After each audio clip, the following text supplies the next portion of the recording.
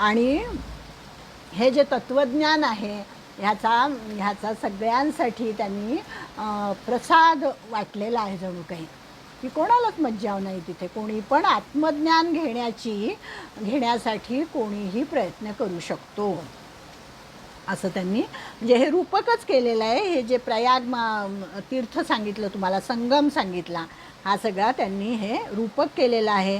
आणि या 11व्या अध्यायामध्ये शांतरस, अद्भुत रस हे सगळे मूर्तिमंत आहेत आणि अतिशय शोभा या अध्यायाला याच्यामुळे आलेली आहे. आणि धन्य धन्य गीता ग्रंथ, की ज्या गीता ग्रंथाचा वक्ता, वेदांच्या प्रतिपादनाचा विषय जो श्रीकृष्ण परमात्मा आहे, असं त्यांनी गीतेची महती गायलेली आहे या ठिकाणी. आणि अनुष्टुप छंदाचं तर मी तुम्हाला सांगितलं की अनुष्टुप छंदामध्ये सगळे बरेचसे चरण आहेत. प्रत्येक चरणामध्ये 8-8 अक्षरे असतात अनुष्टुप छंदाच्या. परंतु या ठिकाणी पहिलाच जो श्लोक आहे, मदनुग्रहाय परमम, तर तुम्ही मोजून बघा, मदनुग्रहाय परमम याच्यामध्ये 9 अक्षरं आलेली आहेत. 8 अक्षरं नाही आहेत, 9 अक्षरं आलेली आहेत. तर ते म्हणतात की इतका आनंद झाला म्हणे अर्जुनाला, इतका आनंद झाला भगवंताच्या विभूती ऐकून, अर्जुन अतिशय थरारून गेला आणि अत्यंत आनंदाने त्याचं हृदय उचंबळून आलं आणि भगवंताचा आपल्याला कृपा प्रसाद लाभला आणि त्याचा विश्वरूपही आपल्याला अनुभवाला मिळणार आता, या जाणीवेने, तृप्तीने, अतिशय आनंदाने अर्जुन 8च्या ऐवजी 9 अक्षरे बोलला म्हणे. किती सुंदर त्यांनी म्हटलं आहे की बाकी ठिकाणी 8 अक्षर आहेत ना, आता काय पहिलंच आपलं आहे, धृतराष्ट्र उवाच धर्मक्षेत्रे कुरुक्षेत्रे समवेतायुत्सवः, प्रत्येक ह्याच्यामध्ये 8-8 अक्षर आहेत. आणि इथे मदनुग्रहाय परमम, इथे तो 9 अक्षरं बोललेला आहे, असं त्यांनी एक गंमत म्हणून सांगितलं आपल्याला. म्हणजे अर्जुनाचा मोह दूर करण्यासाठीच तर गीतेची अमृतधारा आहे. एका अर्थी निम्मी गीता इथे संपली. 11वा अध्याय म्हणजे निम्मी गीता संपलेली आहे. अर्जुनाचा मोह गेलेला आहे. आता कर्तव्याची स्मृती लाभून तो स्थिर झाला पाहिजे म्हणून उरलेले 8 अध्याय आहेत. की आता अर्जुनाचा मोह गेलेला आहे, त्याचं अज्ञान गेलेलं आहे, परंतु आता त्याला कळलं पाहिजे की हे सगळे जे आहेत ह्यांना मला मारायचं आहे. हे जरी माझे काका असले, माझे चुलते असले, माझे आजोबा असले, माझे चुलत भाऊ असले, माझं त्यांच्याशी नातं जरीसुद्धा असलं तरी ते अधर्माच्या बाजूने उभे आहेत. आणि अधर्माच्या बाजूने उभ्या असल्यामुळे त्या पृथ्वीचा भार हलका करायचा आहे, व्यापक दृष्टी करायची आहे आणि या सगळ्यांना मारायचं आहे युद्धामध्ये. युद्धामध्ये त्यांना मारायचं म्हणजे काय, अर्जुनाचं काही वैयक्तिक वैर म्हणून नाही, तर त्यांनी असं सांगितलं आहे की अर्जुन हा क्षत्रिय आहे आणि स्वधर्माचं महत्त्व, क्षत्रियाचा स्वधर्म काय आहे, युद्ध करणं हा क्षत्रियाचा स्वधर्म आहे. मग त्या ठिकाणी समोर कोणीही असो, आणि अर्जुन भगवंतांनी त्याला ही जाणीव करून दिलेली आहे की तुला हे करायचंच आहे. म्हणून म्हटलं की अर्जुनाचा या ठिकाणी मोह गेलेला आहे, अज्ञान त्याचं नाहीसं झालेलं आहे. मग अर्जुन कृष्णाला म्हणतोय की हे कृपासागरा, जे बोलता या वयाचे नाही ते तुम्ही माझ्याकरता बोललात. गोपनीय असं बोलला ना तो. काय सांगितलं आहे दुसऱ्या श्लोकामध्ये, गुह्य, पहिल्या श्लोकामध्ये मदनुग्रहाय परमम गुह्य मध्यात्म गुह्य बोलला ना, गोपनीय बोलला. मग हे गोपनीय माझ्यासाठी की तू माझ्यावर प्रेम करतो, माझं तुझ्यावर भक्ती आहे, त्यामुळे की ज्यावेळी पंचमहाभूते ब्रह्मामध्ये नाहीशी होतात, जीव महत्त्व वगैरे यांचा पत्ता नाहीच होतो, त्यावेळी देवा आपण जे ब्रह्मरूप होऊन राहता ते शेवटचे विश्रांती स्थान या 11व्या अध्यायात सांगितलेलं आहे. कालाचा महिमा 11व्या अध्यायामध्ये सांगितलेला आहे. आणि जी स्वरूप स्थिती वेदासही कळू न देता अंतःकरणरूपी घरात कृपणासारखी पुरून ठेवली होती, ती आज तुम्ही आपल्या अंतःकरणातील गुप्त गोष्ट माझ्या पुढे प्रगट केली. या अध्यात्मज्ञानावरून शंकराने आपले ऐश्वर्य ओवाळून टाकले आहे. म्हणजे कुणालाही हे ज्ञान भगवंतांनी दिलं नव्हतं, आपलं विश्वरूप कुणालाही दाखवलं नव्हतं. अतिशय गोपनीय गोष्टी आहे ही, भगवंताच्या हृदयात ठेवलेली अशी ही गोष्ट आहे. पण ही जी गोष्ट आहे विश्वरूप दर्शनासारखी, ती त्यांनी अर्जुनाला मात्र दाखवलेली आहे. आता दुसऱ्या श्लोकामध्ये अर्जुन काय म्हणतोय, भवाप्ययौ हि भूतानां श्रुतो विस्तरशो मया त्वत्तः कमलपत्राक्ष महात्म्यमपि चाव्ययम. हे कमलनेत्रा, मी भूतांची उत्पत्ती प्रलय आपल्याकडून विस्तारपूर्वक ऐकली, तसेच आपला अविनाशी प्रभावही ऐकला आहे. भगवान श्रीकृष्ण हा साक्षात परमात्मा आहे आणि अर्जुनाला असं याचं ज्ञान झालेलं आहे. इतके दिवस त्याला असं वाटायचं की तो माझा मित्र आहे, तो माझा सखा आहे, तो माझा आत्तेभाऊ आहे, असं त्याला वाटायचं. परंतु या ठिकाणी परमात्मा म्हणजे हा जो श्रीकृष्ण आहे हाच चराचराचं बीज आहे, अविनाशी आहे, हे अर्जुनाला उमगलेलं आहे. आणि कर्ता असूनही भगवंत अकर्ता आहे. आणि प्रत्येक ठिकाणी भगवंतांनी सांगितलेलं आहे की कर्तुम अव्ययम. प्रत्येक ठिकाणी सांगितलेलं आहे एखादं कर्म जर मी केलं तर ते कर्म मी केलंच नाही असं भगवंत सांगतात. म्हणजे म्हणूनच त्याने श्रीकृष्णांना या श्लोकात कमलपत्राक्ष असं म्हटलं आहे. कमलपत्र कसं असतं तर कमलपत्र हे पाण्यात असूनही पाण्यात भिजत नाही, अगदी ते त्याच्यावर पाण्याचा थेंबसुद्धा ठरत नाही. म्हणजे उगवतं पाण्यातूनच, पण पाण्याचा एक थेंबही त्याच्यावर नसतं, पाण्यापासून अलिप्त असतं. आणि भगवंतही तसेच आहेत की सर्व काही करून ते अलिप्त आहेत. आणि म्हणून त्यांनी इथे कमलपत्राक्ष, कमलपत्राक्षासारखं महात्म्य भगवंताचं आहे असं सांगितलं आहे. मग भगवंतानी आपले समग्र रूप दाखवावे म्हणून अर्जुन काय म्हणतोय 3ऱ्या श्लोकामध्ये, एवमेतद् यथार्थत्वम् आत्मानं परमेश्वर द्रष्टुमिच्छामि ते रूपम ऐश्वरम पुरुषोत्तम. हे परमेश्वरा, आपण आपल्याविषयी जसे सांगत आहात ते ठीक आहे, तसेच आहे.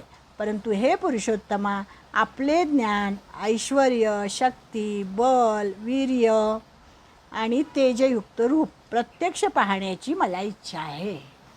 आतापर्यंत सगळ्या विभूती बघितल्या आणि विभूतींचं अतिशय वेगवेगळ्या ठिकाणी अशा त्या विभूती होत्या. हिमालय ही माझी विभूती आहे, मेरू पर्वत ही माझी विभूती आहे, असं अनेक ठिकाणी त्यांनी वेगवेगळं सांगितलं होतं. तर ते सगळं पाहून अचंबित झालेला अर्जुन म्हणतोय आता की हे सगळं मला बघायचं आहे, पण ते तुम्ही एका अंशाने प्रगट केलं आहे, तर मला तुमचं समग्र रूप बघायचं आहे. आणि ही अर्जुनाने जी विनंती केलेली आहे त्याच्यामध्ये सख्य भक्ती दिसून येते असं ते म्हणतात. अर्जुन सखा आहे ना भगवंताचा, आप्त भाव आहे त्याच्याकडे, जिव्हाळा आहे. म्हणून ज्ञानेश्वर महाराज म्हणतात, जळचरू जळाचा आभारू धरी, बालक स्तनपानी उपरोधू करी, तरी तया जिणयासी श्रीहरी आन उपाय असे. पाण्यात राहणाऱ्या प्राण्यांनी जर पाण्याच्या उपकाराचे ओझे मानले तर कसं काय शक्य आहे? किंवा मुलाने स्तनपान करण्याविषयी आईची भीड धरली तर त्याचा उपाशीच राहील ना तो, मग असं होईल. म्हणून ते म्हणतात की अर्जुन म्हणतोय, उपनिषदे जे गाती, म्हणजे उपनिषदे ज्याचे वर्णन करतात, योगी लोक आपल्या हृदयात शिरून ज्याचा साक्षात्कार करून घेतात, ज्याला सनकाधिक संत मिठी मारून राहिले आहेत, असे अमर्याद असलेले तुझे विश्वरूप कानांनी जे मी ऐकतो ते पाहण्याकरता देवा माझे चित्त फारच उत्कंठित झाले आहे. आतापर्यंत जे ऐकलं होतं ते सगळं कानांनी ऐकलं होतं, म्हणजे श्रवण फक्त झालं होतं त्याला. पण डोळ्यांनी काय दिसत होतं? डोळ्यांनी फक्त आपला हा जो आहे श्रीकृष्ण, त्याचं रथाचे लगाम त्याच्या हातात आहेत आणि तो पुढे बसलेला आहे, एवढंच त्याला दिसत होतं. पण आता तो म्हणतोय की मला डोळ्यांनी तुझं विश्वरूप बघायचं आहे, माझा संकोच दूर कर, माझी इच्छा काय आहे, असे ज्या अर्थी देवाने प्रेमाने विचारले तर महाराज मी असे सांगतो की हीच एक मला मोठी तीव्र इच्छा आहे. तूच या विश्वात भरला आहेस हे पूर्णपणे माझ्या या डोळ्यांना दिसावे अशी मोठी इच्छा मी मनात बाळगून राहिलो. म्हणजे ज्ञानेश्वर महाराज इतकं सुंदर वर्णन करतात. त्यांनी म्हणजे काय केलं आहे, भावविश्व निर्माण केलेलं आहे इथे ज्ञानेश्वरीमध्ये, की ते स्वतःच श्रीकृष्ण होतात, स्वतःच अर्जुन होतात, कधी कधी स्वतःच धृतराष्ट्र होतात. मग धृतराष्ट्राच्या मनातल्या शंका विचारतात, मग त्याला संजय उत्तर देतो. आणि म्हणजे ह्या सगळ्या भूमिका आपले हे कोण ज्ञानेश्वर महाराज स्वतःच त्या भूमिकेमध्ये शिरून नाट्यमय रीतीने आपल्याला ते सांगतात. त्यामुळे ज्ञानेश्वरी गोड का बरं आहे, तर ज्ञानेश्वरी ह्याच्यासाठी गोड आहे, म्हणजे गीतेचा अभ्यास करणं वेगळं, ज्ञानेश्वरीचा अभ्यास करणं वेगळं. ज्ञानेश्वरीचा अभ्यास करताना तर खूपच मजा येते. असे हे आहे. तर भगवंतांनी 7व्या अध्यायामध्ये विभूती सांगितल्याच होत्या. नंतर 10व्या अध्यायामध्ये तर अनेक 82 विभूती जवळजवळ त्यांनी सांगितलेल्या आहे आणि या सगळ्यांनी अर्जुन दिपून गेलेला आहे. म्हणून आता तो 4थ्या अध्यायात म्हणतो आहे, मन्यसे यदि तच्छ, 4थ्या श्लोकामध्ये 11व्या अध्यायातल्या 4थ्या श्लोकामध्ये काय म्हणतो अर्जुन? मन्यसे यदि तच्छक्यं मया द्रष्टुमिति प्रभो योगेश्वर ततो मे त्वं दर्शयात्मानमव्ययम्. हे प्रभो, मी ते आपले रूप पाहणे शक्य आहे असे जर आपणाला वाटत असेल तर. म्हणजे या ठिकाणी आपल्या लक्षात येईल की अर्जुन नम्र झालेला आहे आणि तो असं नाही म्हणत की देवा मला दाखवच तू, ते माझी आहे योग्यता. तो म्हणतो भगवंताला की भगवंता, तुम्हाला जर वाटत असेल की मी योग्य आहे हे रूप तुमचं पाहण्यासाठी, म्हणून मी लायक आहे, मी योग्य आहे, माझी पात्रता आहे, असं जर तुम्हाला वाटत असेल तर तुम्ही हे योगेश्वरा आपण आपल्या अविनाशी स्वरूपाचे मला दर्शन करवा. म्हणजे परमार्थामध्ये नम्र भाव हा फार महत्त्वाचा आहे. नम्र झाला भूता तेणे कोंडिले अनंता, असा तुकाराम महाराजांचा अभंग आहे. म्हणजे आणि ईश्वर तर कसा आहे? ईश्वर तर उदार आहे, अनंत हस्ते कमलावरे, देतच असतो तो आपल्याला. आणि मग भक्त पारखी ईश्वर आहे, भक्ताची पारख करणारा. त्याला खरा भक्त कोण आहे, खरा सखा कोण आहे, कोणाला माझ्याबद्दल प्रेम आहे, हे सगळं त्याला कळत असतं. असा ईश्वर उदार आहे, तो भक्त पारखी आहे. आई ज्याप्रमाणे पुत्र पारखी असते आईला कळतं की कुठला मुलगा कसा आहे, कुठला मुलगा कसा आहे आपला, तसं त्यांनी असं सांगितलं आहे की तसाच ईश्वर आहे. आणि त्याच्या औदार्याचे वर्णन ज्ञानेश्वरांनी अतिशय सुंदर उदाहरणांनी इथे केलेलं आहे की जाणत्यात आणि नेणत्यात तू नित्य नवा आहेस, उदार आहेस, तुझा उदारपणा स्वतंत्र आहे. म्हणजे याचकाच्या इच्छेवर अवलंबून नाही आहे तुझा उदारपणा. तुझं द्यायला लागला ना तर योग्य आहे का अयोग्य आहे हे पण पाहत नाही. मोक्षासारखी पवित्र वस्तू ती पण तू आपल्या शत्रूंना देखील देतोस.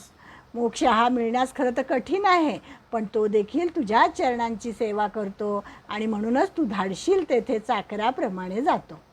पुतना राक्षसीचं उदाहरण आपल्याला माहिती आहे की पुतना राक्षसी ही भगवंताला विष दिलं तिने, परंतु तिने भगवंताला स्तनपान दिलेलं आहे. म्हणजे तिला माता थोड्या वेळापुरती का होईना ती माता झालेली आहे भगवंताची, आणि त्यामुळे भगवंताने तिचा उद्धार केला आणि तिला मातेची गती दिलेली आहे. आपल्या आईला जी गती देतात ती पुतना राक्षसीला दिलेली आहे.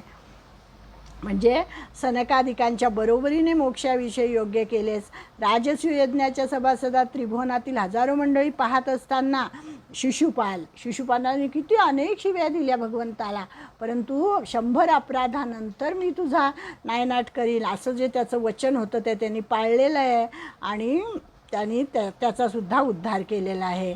उत्तानपाद राजाचा मुलगा जो ध्रुव होता त्या ध्रुव बाळाला आढळपद दिलेलं आहे भगवंतानी.